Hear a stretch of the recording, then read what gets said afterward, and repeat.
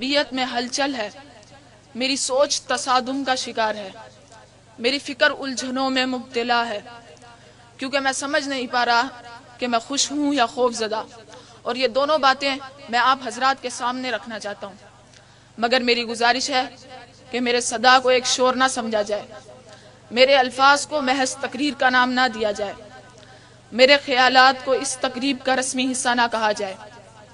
زیادہ پرانی بات نہیں کہ مجھے میرے والدین نے ایک مدرسہ میں داخل کروایا تھا۔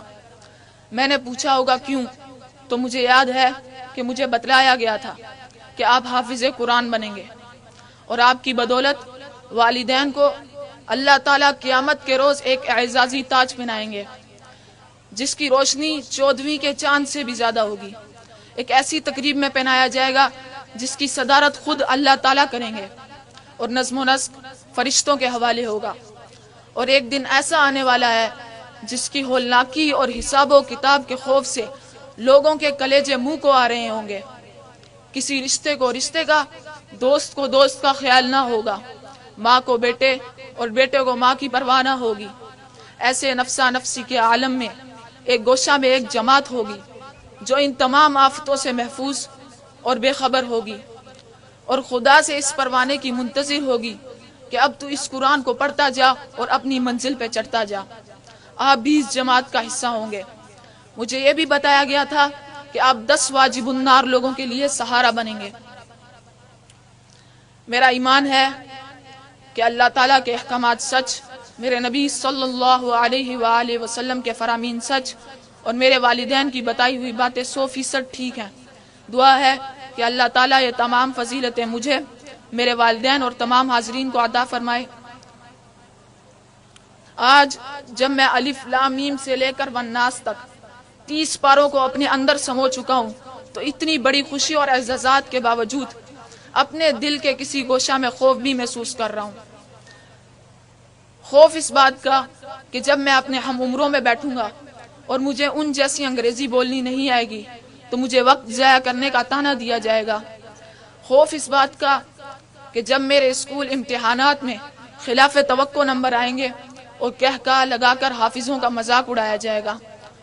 خوف اس بات کا کہ کسی فنکشن میں میرے سر پر ٹوپی اور ٹخنوں سے اوپر شلوار دیکھ کر مجھے پینڈو کہہ کر میرے لباس پر پھپتیاں کسی جائیں گی۔ خوف اس بات کا کہ پوری دنیا میں لاکھوں چوروں، ڈاکوؤں اور قاتلوں میں سے اگر کوئی داڑھی والا نکل آیا تو اس کا طعنہ بھی مجھے دیا جائے گا۔ اپنے دل کو ذرا اور ٹٹولوں تو ایک غصہ میں غم بھی ہے جو مسلسل بڑھ رہا ہے اور دیمک کی طرح میری خوشیوں کو کھوکھلا کیے جا رہا ہے۔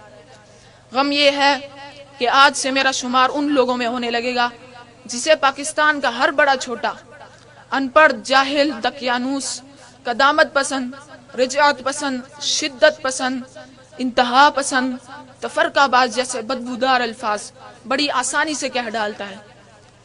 دل کے چھوٹے سے لوتھڑے میں جہاں ایک گوشے میں خوف ہی خوف ہو اور دوسرے گوشے میں غم منڈلا رہا ہو، وہ خوشیوں کا بسیرا کیسے ہوگا؟